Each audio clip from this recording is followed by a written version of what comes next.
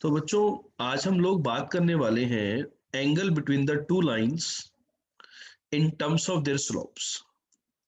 कि दो लाइन के बीच में जो हमने डिफरेंट इक्वेशन ऑफ लाइन पढ़ी थी, उनके बीच में स्लोप के बारे में, एंगल के बारे में बात करना चाह रहे हैं स्लोप के रिलेशन में, मतलब स्लोप के टर्म्स में। मान लेते हैं M1 M2 दो स्लोप है, दो इंटरसेक्टिंग लाइंस है। वो इस प्रकार से कि M1 M2 का वैल्यू -1 के इक्वल नहीं है and theta is the acute angle between them, then the tan theta की वैल्यू मॉडुलस ऑफ ये होती है। मोड क्यों? बिकॉज मैं एक्यूट एंगल की बात कर रहा हूँ। लेट से बच्चों, एक लाइन ये थी और एक लाइन ये थी, ठीक है। इन दोनों के बीच का ये एंगल है थीटा। लेट से ये लाइन का स्लोप है M2 और इस लाइन का स्लोप है M1। तो लाइन जो होंगी ये मेरी एक्स एक्सिस है, लेट से, तो कुछ ना कुछ एंगल बना रही होंगी। लेट से this is the theta one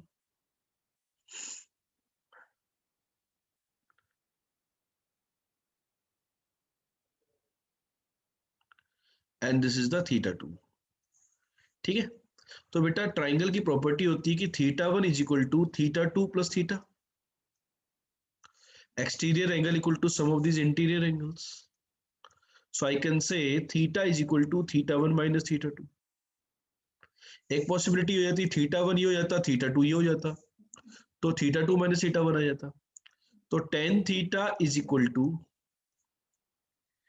ten of theta one minus theta two. Formula लगा देंगे, tan A minus tan B upon one plus tan A into tan B, है नहीं। टेन थीटा वन की value कितनी होती है? M1। Tan theta two कितना था? M2 upon one plus M1 M2। अब बेटा मैंने एक्यूट एंगल लिया, अब ये नेगेटिव भी आ सकता था, M2 माइनस M1 भी आ सकता था। तो जनरली हम लोग क्या करते हैं, मोड लगा देते हैं, because I am talking about the acute angle between them, ठीक है।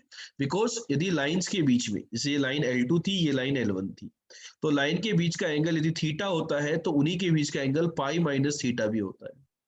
तो जैसे एक एंगल 45 डिग्री है suppose, acute angle between the lines, तो उन्हीं लाइंस के बीच में 135 डिग्री भी हमारा एक एंगल होता है, ठीक है। तो आई होप बच्चों ये पॉइंट क्लियर हो गया होगा। तो हम एक्यूट एंगल के लिए मोड वाला लगा रहे हैं। यदि कोई एंगल है थीटा तो पाई माइनस थीटा भी उनके बीच का एंगल है, तो यहां से हम फॉर्मूले से एक्यूट वाला निकाल रहे हैं।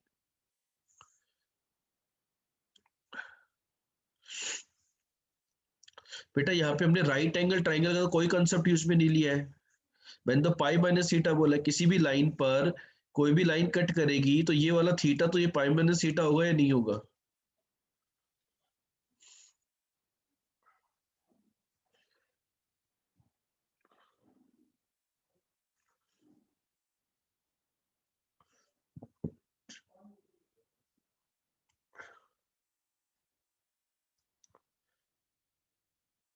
क्लियर?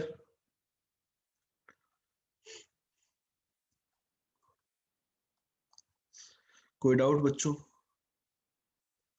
चले आगे। अब बच्चों देखो यहां पर M1 M2 M3 यदि स्लोप ऑफ द लाइंस, देखो एक चीज मैं यहाँ पे और बता देता हूँ आपको कि जो फॉर्मूला है इस पे किस किस प्रकार के क्वेश्चन यहाँ पे फ्रेम होंगे।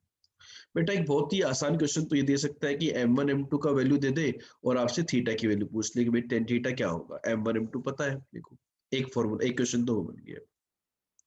दूसरा क्वेश्चन ये बन गया बेटा, यहाँ पे तीन पैरामीटर्स है, एक है थीटा, एक है M1, एक है M2। पहले पैरामीटर क्या दिया? M1 M2 दे दिया, थीटा पूछ लिया। अब ये हो सकता है कि थीटा दे दे और एक का स्लोप दे दे, दूसरे का स्लोप पूछ ले, ठीक है। ये हो सकती है पॉसिबिलिटी। तीसरी पॉसिबिलिटी कि एंगल निकालने के बाद या स्लोप निकालने के बाद वो लाइन वगैरह की इक्वेशन पूछ ले। इस प्रकार के क्वेश्चन यहाँ पे बनते हैं और कोई ज्यादा टाइप के क्वेश्चन यहाँ पे फ्रेम नहीं होंगे। तो जैसे मैं बोलूँ कि मेरे पास तीन लाइन है, लेट से, उन तीनों लाइन की हेल्प से मेरे पास एक ट्राइंगल बन रहा है, ठीक है। और M1 M2 M3 उनके स्लोप्स हैं। अब उन स्लोप को मैंने डिक्रीजिंग ऑर्डर में अरेंज कर लिया, तो उनके जो इंटीरियर एंगल्स होंगे, उनके जो टेन थीटा होंगे, उनका फॉर्मूला ये होगा। ये अपन डायरेक्टली बोल सकते हैं कि ABCD ट्राइंगल है, तो टेन ए होगा M1 माइनस M2, एक सीक्वेंस वाइज लेंगे। हम क्या लेंगे, एक सीक्वेंस वाइज यदि टर्म लेंगे, सीक्वेंस वाइज, तो वहां पर tan A tan B tan C की रेटिंग कर सकते हैं। ये कैसे आया भाई सीक्वेंस वाइज, यदि अपन इनको प्लॉट करते हैं, एक्स एक्सिस की हेल्प से प्लॉटिंग की जाती है, तो एक सीक्वेंस वाइज लेने से मेरे पास इंटीरियर एंगल आएंगे, क्योंकि देखो बेटा सीक्वेंस वाइज नहीं लेते हैं तो एक इंटीरियर फिर एक एक्सटीरियर एक्सटीरियर भी आ सकता है, बाहर वाला भी आ सकता है, क्योंकि ये tan A के लिए आप ये वाला कैलकुलेट कर रहे हो या ये वाला कैलकुलेट कर रहे हो, भाई इस लाइन के और इस लाइन के बीच का एंगल तो ये भी होता है ये भी होता है।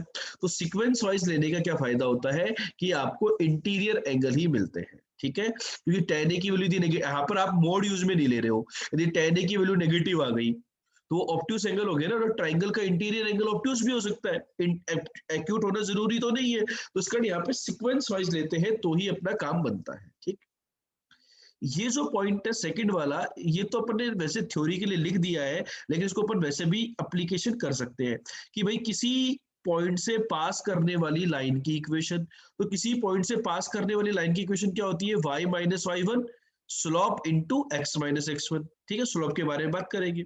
अब ये लाइन किसी गिवन लाइन के साथ अल्फा एंगल बनाती है, तो अल्फा पता है आपको और इसका स्लोप पता है, तो इस वाली लाइन का स्लोप आ जाएगा tan alpha equal to tan alpha equal to उसका स्लोप m, और अपनी वाली लाइन का स्लोप थीटा मान लेते हैं तो minus tan theta, m1 minus m2 upon 1 plus m1 m2 का मोड।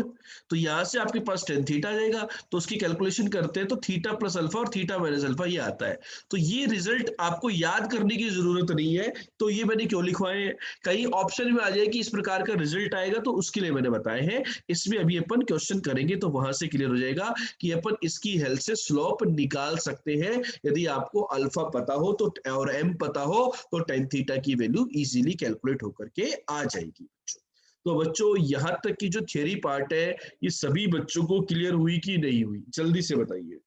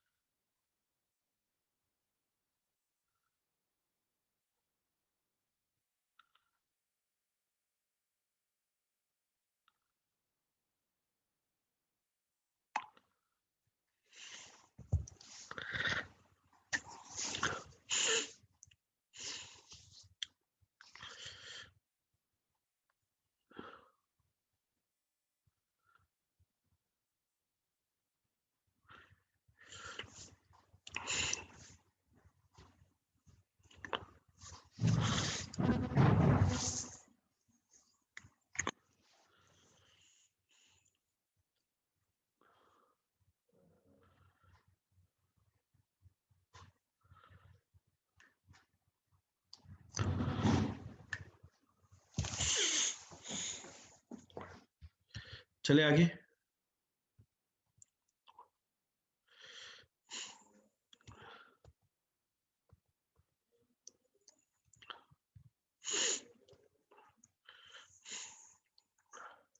तो बच्चों, destiny is not a matter of chance, it a matter of choice.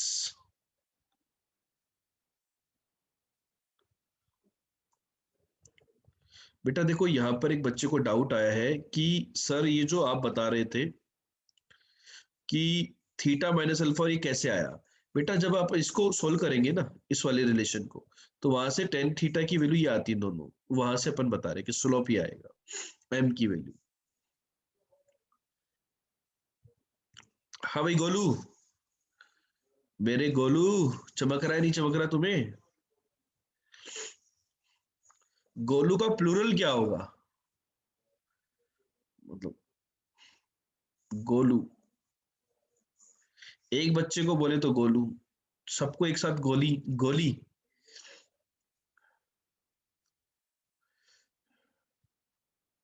चलो बच्चों एक काम करते हैं, find the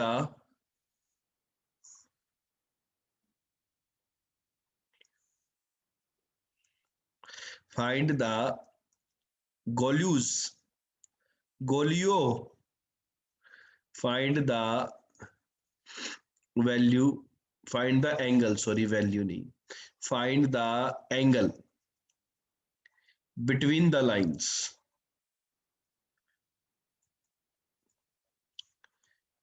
x equal to 7 and x equal to 7 and √3x plus y equal to 2। इन दोनों लाइन के बीच का एंगल बताओ बच्चों क्या होगा।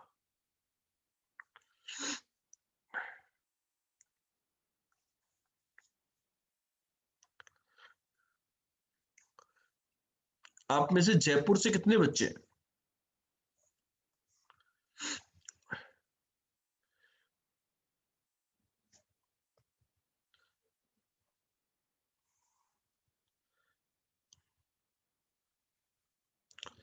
देखो बेटा, एक वर्टिकल लाइन है x इक्वल टू 7 और ये जो लाइन है इसका जो स्लोप है -√3, तो -√3 कितना होगा? -√3 कितना होगा बेटा? एंगल 120 डिग्री होगा। मतलब ये वाली लाइन जो है ये एक्स एक्सिस के साथ 120 डिग्री बना रही है। कहीं पे भी कट करेगी, हमें नहीं लेना देना, ऊपर भी कट कर सकती है, नीचे भी कट कर सकती है, नीचे कट करेगी वैसे तो ऐसे। तो ये वाला एंगल जो है मेरा 120 डिग्री है, तो ये वाला एंगल मेरा 60 डिग्री है, ये 90 डिग्री। तो इन दोनों लाइन के बीच का एंगल कितना आंसर आ गया? आंसर 30 डिग्री आएगा या और कुछ आएगा? जल्दी बताइए। आंसर विल बी 30 डिग्री और समथिंग एल्स।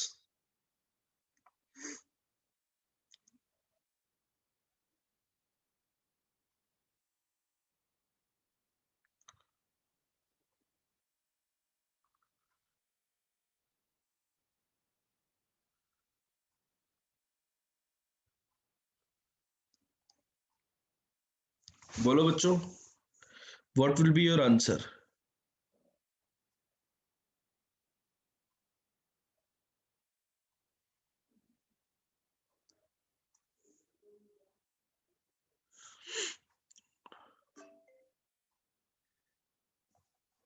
एक बच्चा 60 डिग्री बोले जा रहा है बार बार, 30 डिग्री आ रहा है ना आंसर तो यार। एक्यूट वाला 30 और ऑब्ट्यूस वाला 150।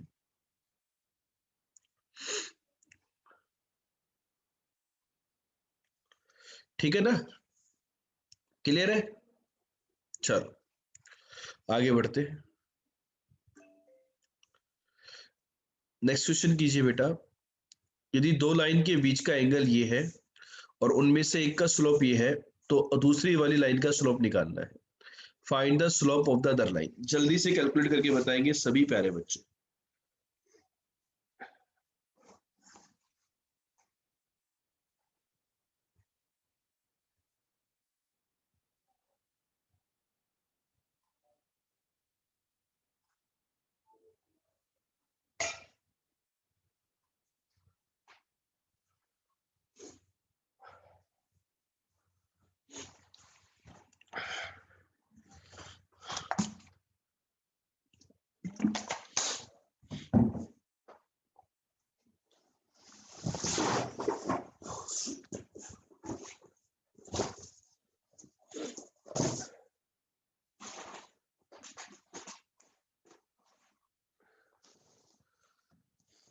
आंसर एक आएगा या दो आएंगे?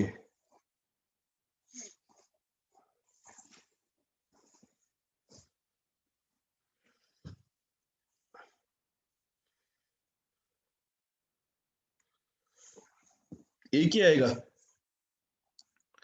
दो लाइन है बेटा, जैसे कोई लाइन थी ये, इसका m1 था हाफ, तो π/4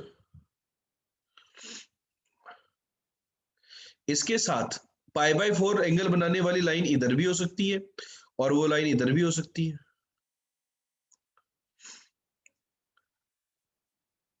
अब ये देखो ना, आंसर दो होंगे या नहीं होंगे?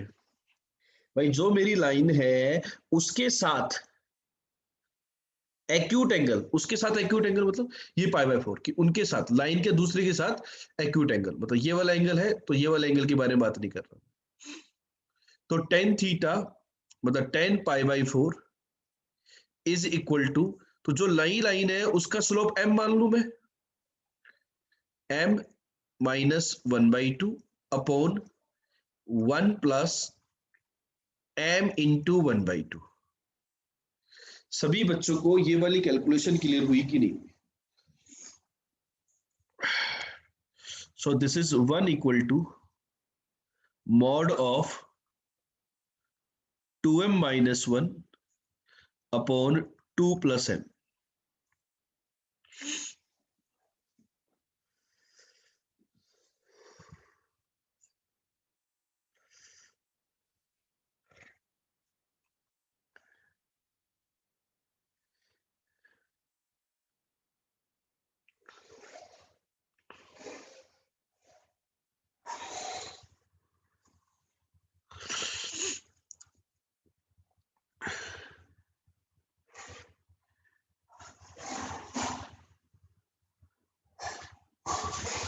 तो बच्चों सोल्व करने पर m की दो वैल्यू आ गई, प्लस माइनस लेंगे, एक आ रही है 3 और एक आ रही है माइनस का 1/3।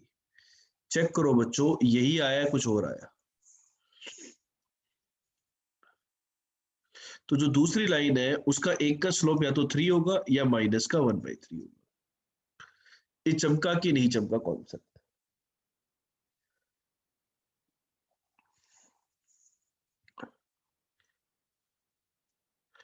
फॉर एग्जाम्पल, यदि आपकी कैलकुलेशन सपोज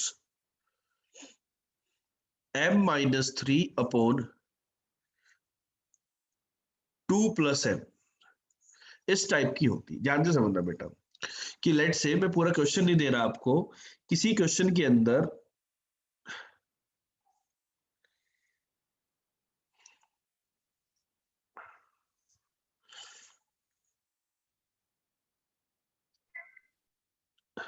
यदि ऐसे कैलकुलेशन होगी,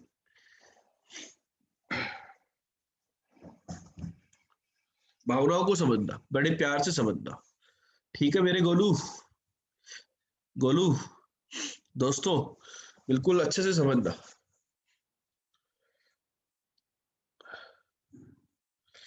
तो यहां पर एक बार प्लस लो और एक बार माइनस लो, ये अलग एग्जाम्पल है बच्चों, ये अलग एग्जाम्पल है। प्लस लेने पे क्या आया, m-3 equal to 2 plus m, m से m कैंसिल हो गया, -3 और 2 तो इक्वल होते ही नहीं है।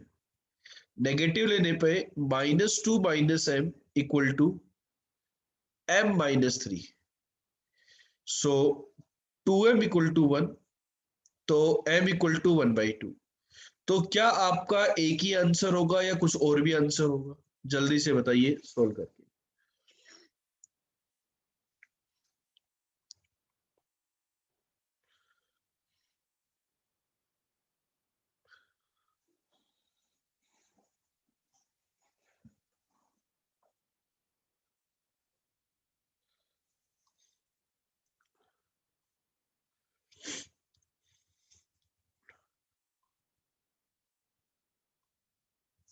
बेटा जब भी क्वेश्चन के अंदर इस प्रकार से m कैंसिल हो जाए, देन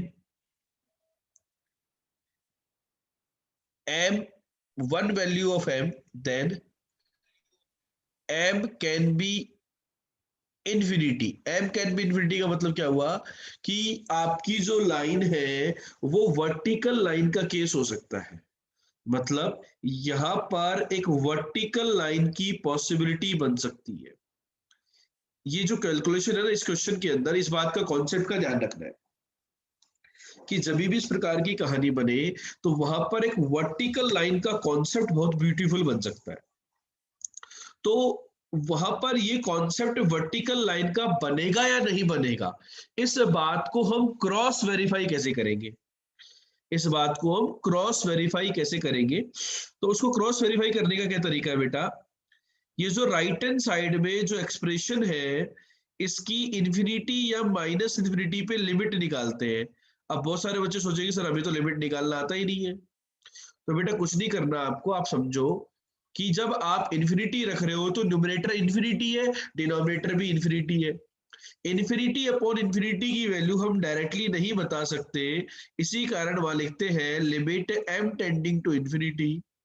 इसमें m को कॉमन ले लेते हैं और ऐसा लिख सकते हैं, m को प्यारे बच्चों आपने कॉमन ले लिया और ऐसा लिख दिया, इसका मोड। बेटा m इन्फिनिटी है तो ये जीरो हो गया, ये भी जीरो हो गया, तो 1/1 कितना आ गया 1। चमका कि नहीं चमका कि यहाँ पर इसकी जो लिमिटिंग वैल्यू है m इक्वल टू इन्फिनिटी पर, उसका वैल्यू 1 होगा। यस और नो में आंसर दो।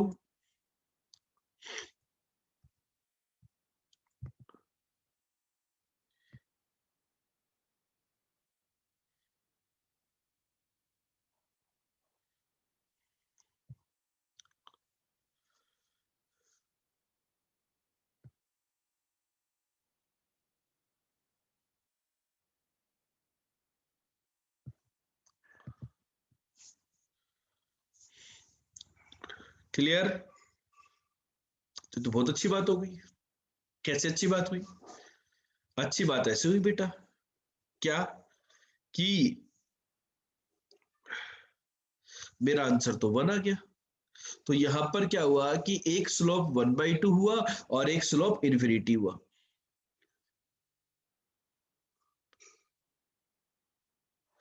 एक स्लोप इन्फिनिटी आया। अब स्लोप इन्फिनिटी होता नहीं तो मतलब कहीं पे बोल दीजिए कि वर्टिकल लाइन होगी, मतलब दो लाइन होगी, एक 1/2 स्लोप वाली और एक इनफाइनाइट स्लोप वाली, वर्टिकल लाइन वाली। यदि आप नेग्लेक्ट कर दोगे तो इनफाइनाइट वाली लाइन रुक जाएगी। ये कॉन्सेप्ट क्लियर हुआ कि नहीं हुआ बच्चों?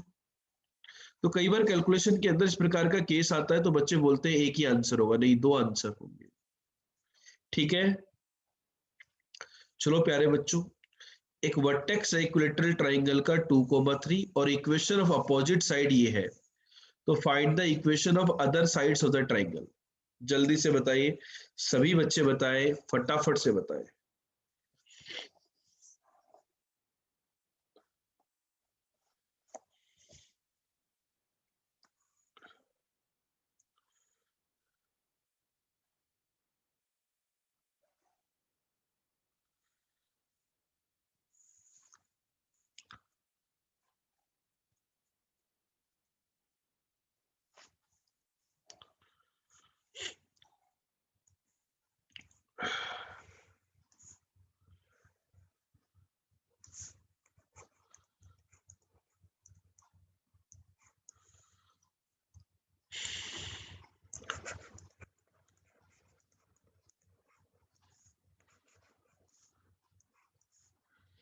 ये एंगल कितने होते हैं बच्चों?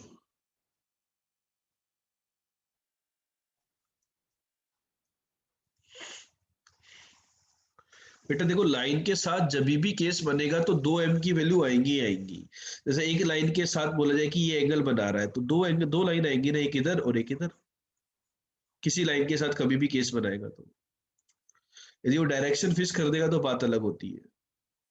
जैसे यहाँ पर इन लाइन का स्लोप m बोल सकते हैं, तो 1060, तो 1060 के लिए क्या होगा भाई, ये वाला एंगल भी 60 है, ये वाला भी 60 है, तो अपन मोड लगाएंगे तो m माइनस, इसका स्लोप कितना है बेटा -1, तो m minus -1 upon 1 plus m into -1। इसको सभी बच्चे सोल्व करें कि m+1 अपॉन 1 माइनस m, इसकी वैल्यू ±√3 की इक्वल आ रही है। तो m की आपके पास क्या क्या वैल्यू आई? m की दो वैल्यू आ गई,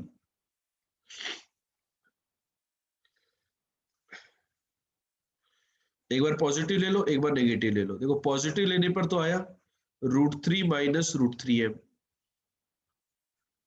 और नेगेटिव लेने पे क्या आया m+1 equal to -√3 plus √3m।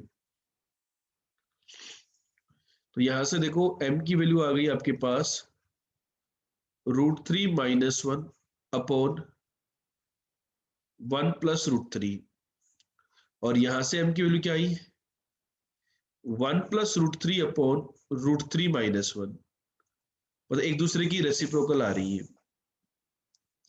तो आपकी इक्वेशन क्या होगी? तो आपकी जो इक्वेशंस है वो 2,3 से पास कर रही है और स्लोप अपने ये आ गए, तो y माइनस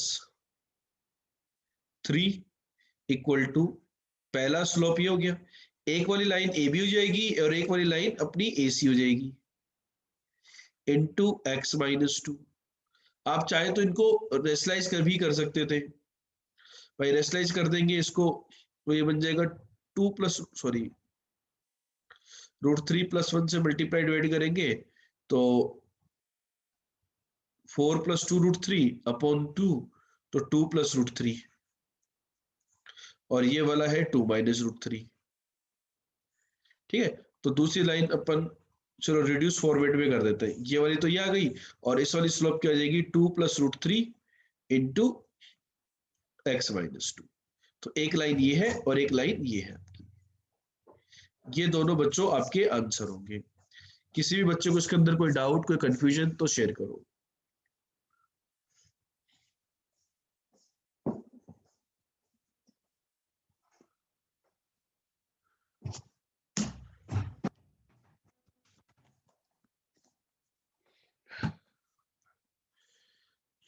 क्लियर है पॉइंट?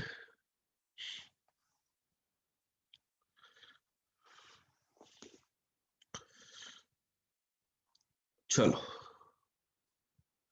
चमक रहा है ना बेटा जी, या नहीं चमक रहा?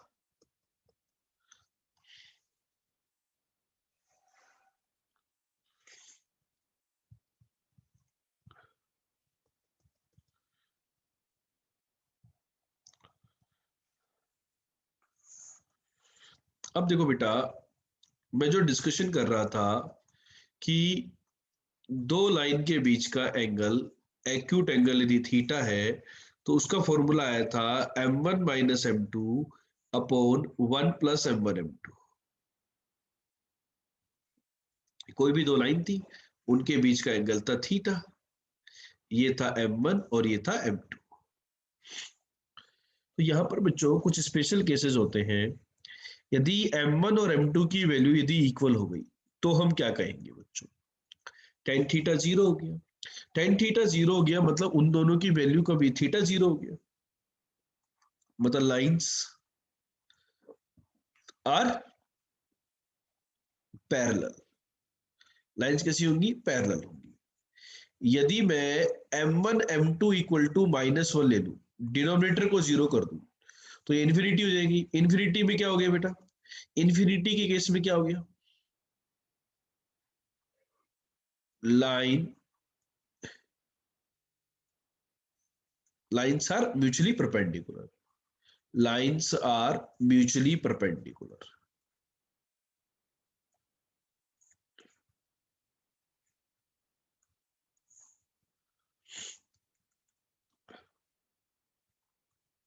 ठीक है बच्चों, तो मेरे को यहां से ये समझ में आया कि पैरेलल की कंडीशन होती है स्लोप इक्वल कर दो, और परपेंडिकुलर की कंडीशन होती है कि m1 m2 की वैल्यू को -1 कर दो।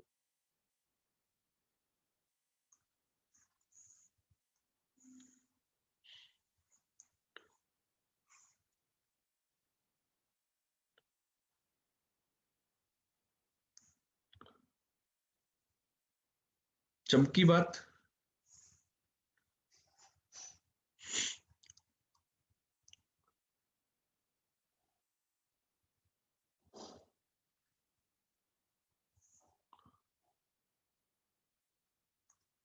चलो,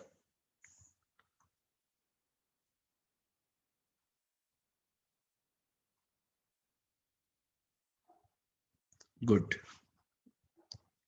तो बच्चों, यदि मैं ये कहूं कि पैरेलल एंड परपेंडिकुलर लाइंस, यदि मैं इस कॉन्सेप्ट को डिस्कस करना चाहूं, तो क्या कहूंगा बेटा मैं कि मेरे पास लेट से एक लाइन है L1, a1x plus b1y plus c1, general line मैंने मान ली, ये है मेरे पास L1। और एक दूसरी लाइन मान ली मैंने a2x equal to a2x plus b2y plus c2। Golu चमक रहा है ना बेटा?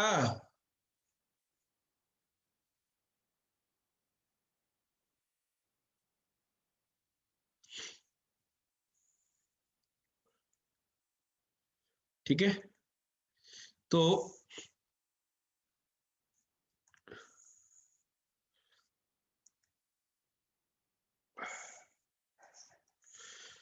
Failure is the opportunity to begin again more intelligently. Henry Ford साहब ने कहा था कि यदि आप किसी काम में फेल हो रहे हैं, नंबर नहीं आ रहे हैं, तो दोबारा तैयारी करो, अच्छे से करो, जोर लगा करके करो, सफलता कदम चूमेगी हमारे। ठीक है, तो देखो बेटा क्या हुआ यहां पर। पहली लाइन का जो स्लोप है m1, वो क्या आता है, माइनस का a1/b1। दूसरी लाइन का स्लोप है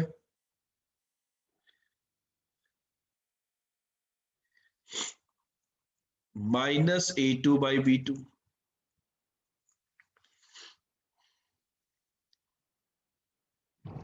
ठीक है, तो क्या होगा,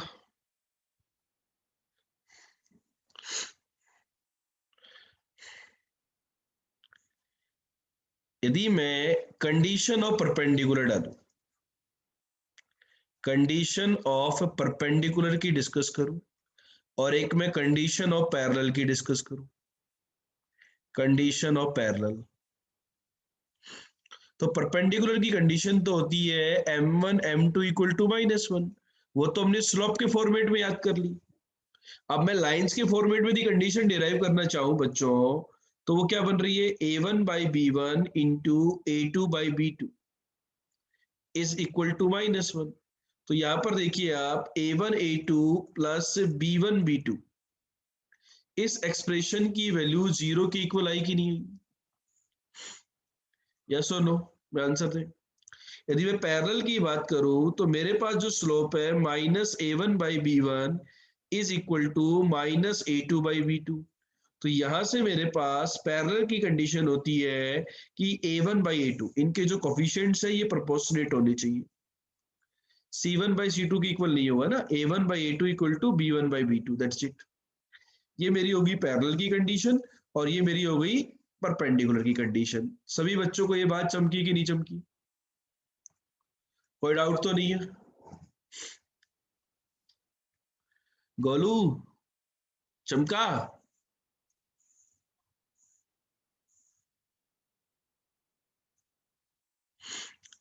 आप लोग थम्स अप भी कर सकते हो, टाइप नहीं करना चाहो तो, कि कितने थम्स अप आ गए, उससे चमक जाता है मेरे को कि कितने लोगों की कहानी चमक गई है। एक बच्चा बोल रहा है कि सर ये गोलू कौन है यार, गोलू कोई इमेजिनरी लड़का तो नहीं है, पता नहीं यार कौन है।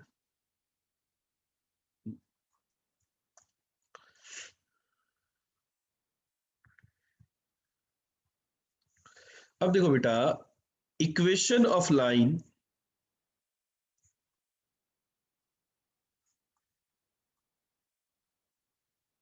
Parallel to a given line ax plus by plus c equal to 0 is given by, बताओ कोई लाइन दी हुई हो और उसके पैरेलल लाइन की इक्वेशन हो, तो क्या होगी बेटा, स्लोप तो सेम ही आना है। तो ax plus by plus lambda equal to 0, ये हो जाएगी। केवल कांस्टेंट टर्म में डिफरेंस होगा, बाकी सब कहानी तो सेम ही होगी।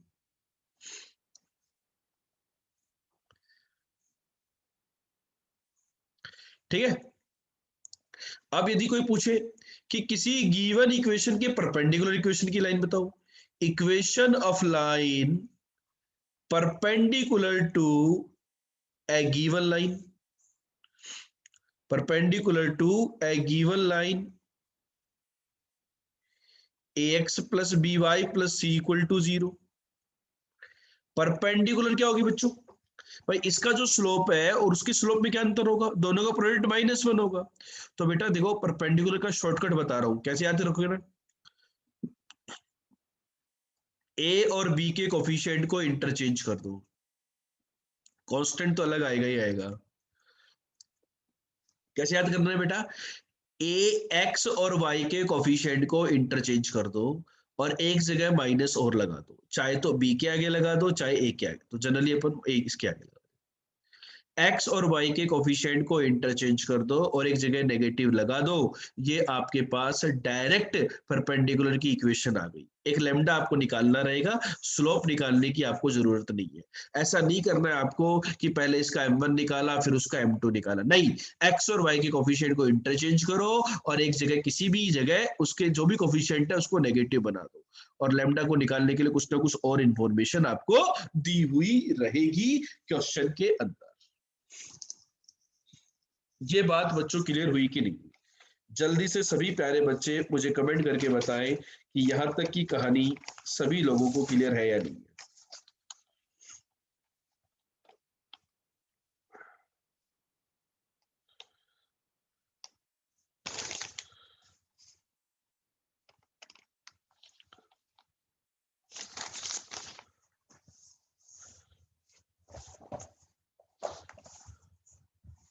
क्लियर?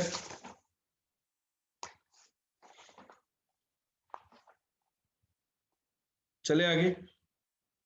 चल, तो बच्चों एक दो क्वेश्चन करके देखते हैं फटाफट से इसके ऊपर।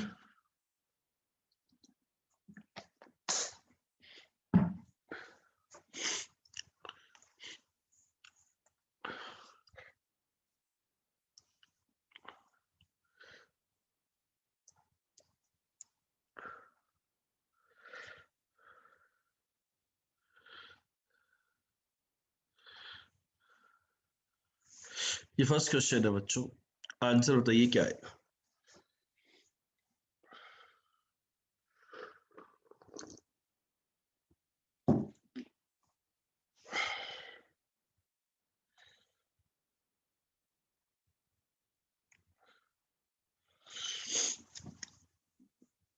क्या होगा बेटा? पैरेलल है, तो पैरेलल है तो ये होगी, खत्म काम। इसका y इंटरसेप्ट, तो इसका y इंटरसेप्ट कैसे निकालेंगे? x को 0 रखो, y इंटरसेप्ट आ जाएगा। तो y इंटरसेप्ट इज माइनस का लेमडा बाई 3, इसका वैल्यू कितना है 4, तो value of lambda is -12। So 2x minus 3y equal to -12। बच्चे चेक करके बताओ कि आंसर यही आया या कुछ और आ रहा है।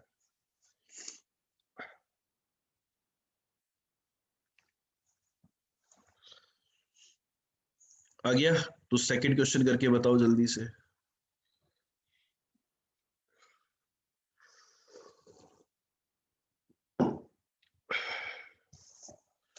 जल्दी करो जल्दी।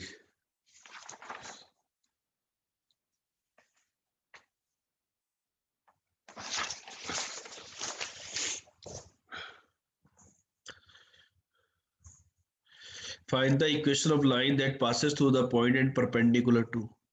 अब देखो बेटा, दूसरे क्वेश्चन का जल्दी से करने का तरीका कि परपेंडिकुलर है, परपेंडिकुलर तो क्या करेंगे हम, 2x minus 3y plus lambda. चमका? एक्स और वाई का कोफिशिएंट इंटरचेंज, एक जगह नेगेटिव, तो इस स्लोप की कंडीशन चेंज हो गई। अब 3,4 इसको सेटिस्फाई करेगा बिकॉज इससे पास करती है, तो 6 minus 12 plus lambda equal to 0।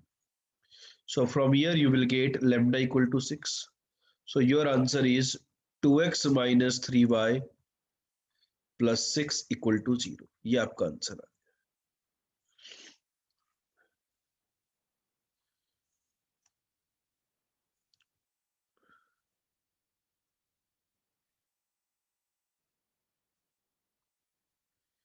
Clear है क्या?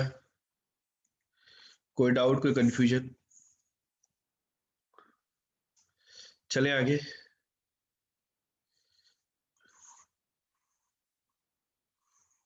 चलो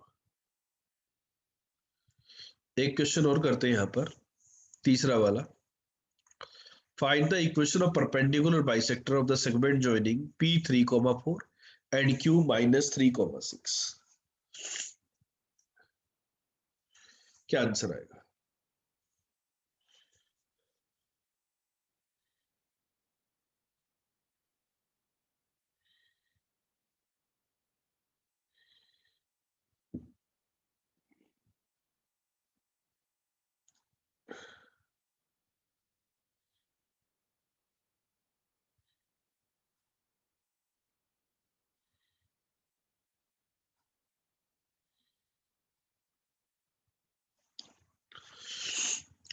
किसी भी दो पॉइंट की लाइन ज्वाइनिंग का परपेंडिकुलर बाइसेक्टर।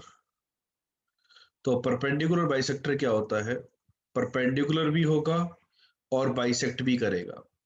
तो ये जो बाइसेक्ट करेगा, तो ये जो मिड पॉइंट होता है एम, मिड पॉइंट होगा, तो ये आ गया 0,5। परपेंडिकुलर मतलब एल्टीट्यूड होगा। तो स्लोप ऑफ पी क्यू कितना है बेटा, वो निकाल सकते हैं हम लोग आसानी से। 6 - 4 upon -3 - 3। So I think this is minus का 1/3। तो स्लोप ऑफ परपेंडिकुलर, तो इसके परपेंडिकुलर का स्लोप कितना आ गया 3। तो मेरी जो लाइन होगी वो होगी y-5, उसका स्लोप है 3 इंटू x-0। तो मेरी लाइन आ रही है बच्चों 3x - y+5 = 0। यही आई है कुछ और आई? चेक करके बताओ। या y = 3x+5 भी बोल सकते हो।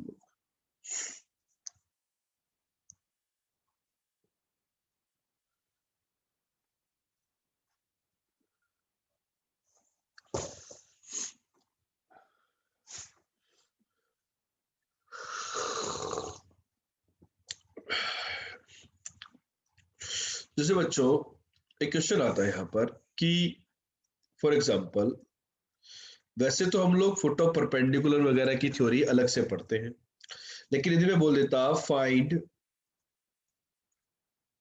Foot of perpendicular, foot of the perpendicular of P -3,5 to the line x - y+2 = 0।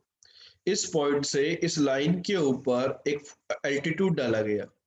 Foot of perpendicular का मतलब कुछ बच्चों को नहीं पता होता, उनको मैं बता दूं कि अपन ने किसी लाइन के ऊपर एक 90 डिग्री डाला, एल्टीट्यूड डाला, परपेंडिकुलर डाला। तो ये जो पॉइंट होता है एम, इस पॉइंट को हम फुट ऑफ परपेंडिकुलर बोलते हैं। ठीक है। तो आपसे कोई फुट ऑफ परपेंडिकुलर पूछा जाए तो उसके लिए एक फॉर्मूला होता है। वो फॉर्मूला अभी तक हमने डिस्कस नहीं किया है, आगे आने वाले लेक्चर में वो फॉर्मूला भी डिस्कस होगा। तो क्या इस मोमेंट पर हम लोग फुट ऑफ परपेंडिकुलर निकाल सकते हैं क्या? और यदि यस, तो आंसर कैसे कैलकुलेट होगा? आंसर बताइए।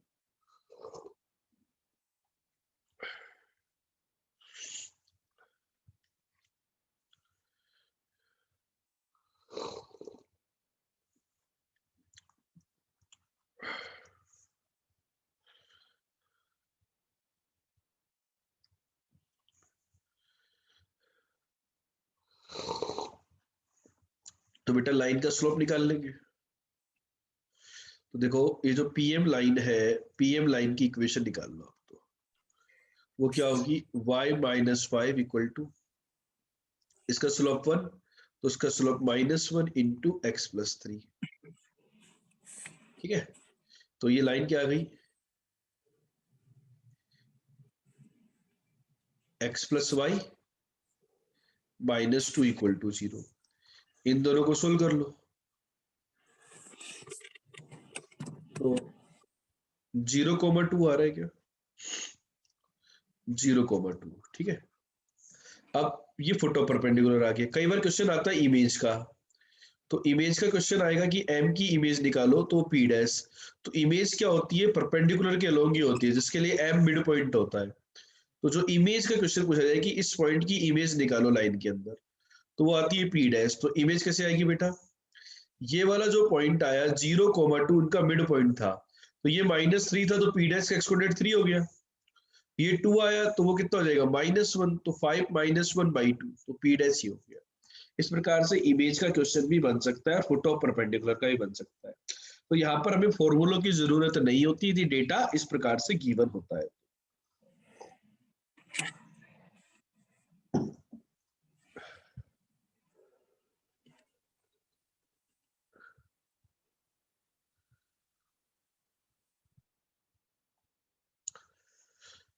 क्लियर है कि सभी बच्चों को?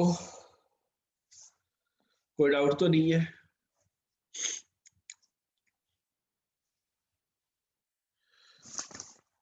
जल्दी बताइए।